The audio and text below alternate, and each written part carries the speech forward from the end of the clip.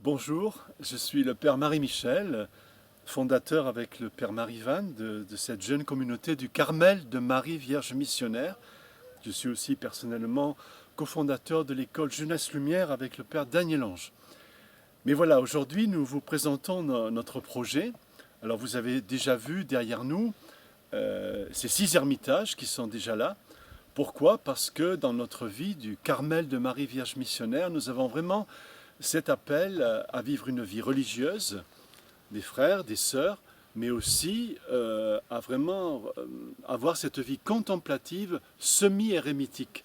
Donc qu'expliquent les ermitages, pour vraiment goûter ce silence avec Dieu et la beauté de la création.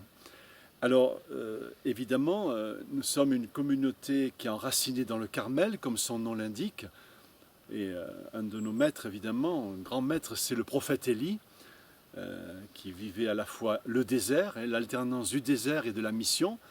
Donc on est contemplatif, semi-érémitique, aussi très marial. On a l'appel à dire le rosaire tous les jours, pour la paix du monde en particulier, qui est tellement important aujourd'hui. Et puis on part en mission ponctuellement, spécialement auprès de la jeunesse. Nous sommes dans ce beau pays de la Drôme provençale, au sud du département, donc tout près de la Provence. Ça s'explique qu'il y a déjà beaucoup de soleil. Et on est à 800 mètres d'altitude. Et on a la joie aussi, bien sûr, ici, d'accueillir. On a toujours plus de monde. On a aussi des vocations qui arrivent. Ça explique aussi qu'on a besoin de faire des constructions pour laisser les nouvelles vocations aussi arriver. Et puis, le pape Benoît XVI disait « Qu'est-ce qui pourrait nous sauver sinon l'amour du Seigneur ?» Eh bien, on est convaincu de ça. D'abord que c'est la prière qui peut apporter la paix au monde. On part aussi bien sûr en mission sur le terrain, à la rencontre des jeunes. Mais notre appel, c'est vraiment aussi de vivre la voie d'enfance spirituelle de la petite Thérèse et du petit Van.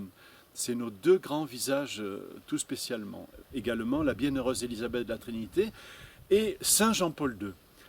Alors voilà, je vous lance cet appel aujourd'hui pour vraiment essayez de nous aider si vous le pouvez, parce qu'on est en pleine croissance et on est dans ce moment très beau. Donc voilà, c'est un appel que nous vous lançons, et un appel à votre cœur, mais un appel aussi dans le fond ecclésial et pour le monde entier, parce que notre projet est global. C'est ensuite, après, une église, parce que notre petite chapelle est très petite, elle ne contient plus assez pour le monde qui vient. Et puis on a aussi le projet de faire quelques petits ermitages pour les laïcs qui viendront aussi goûter cette beauté et ce silence. Alors voyez, c'est un projet aussi qui est pour vous, pour les laïcs, pas simplement que pour la vie religieuse. Je laisse maintenant la parole à Sœur Marie-Élisabeth, que la communauté a chargée justement de s'occuper d'une manière très concrète de l'organisation des travaux et de la réalisation. Donc voilà, je m'occupe de ce projet de construction depuis plusieurs années. Donc en 2012, on a construit les 3 premiers ermitages où vivent nos frères, donc depuis 2 ans et demi. Et puis cette année, on a construit 3 ermitages pour les sœurs. Il en reste donc encore 3 à bâtir. Vous avez vu, il y a déjà les fondations.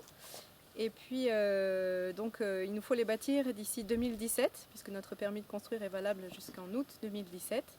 Et c'est pour cette raison que nous faisons appel à vous aujourd'hui, à votre générosité, pour construire, réunir les fonds pour le 7e ermitage.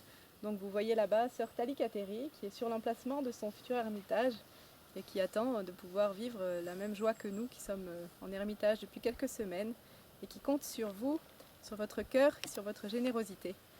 Merci beaucoup à tous et nous vous assurons de nos prières pour tout ce que vous faites pour nous. Merci.